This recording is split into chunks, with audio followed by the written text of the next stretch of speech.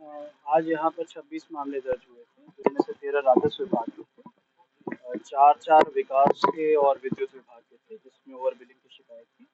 एक सीरियस समस्या थी, यहाँ पर सिद्धार्थ नगर से सप्लाई होती है, वहाँ की बात यहाँ नहीं सुनते थे। वहाँ पे फिर चीफ इंजीनियर जो बस्ती मंडल को देखते हैं, उनसे बात करके उनको संदर्भ प्रेषित किया गया। बाकी राजस्व के बहुत सारे मामले कब्जे वगैरह के थे, ना सिर्फ कब्जे के, तो अभी क्योंकि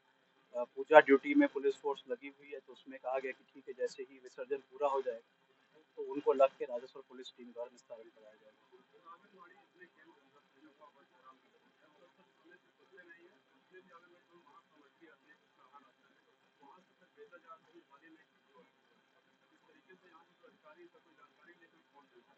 नहीं, हमारे जो डीपीओ साहब हैं वो तो एक काबिल अधिकारी हैं, उनको मैं उनको बोलूंगा यहाँ पे सल्टवा ब्लॉक की शिकायत है तो उसको स्वयं चेक करेंगे, उसका निराकरण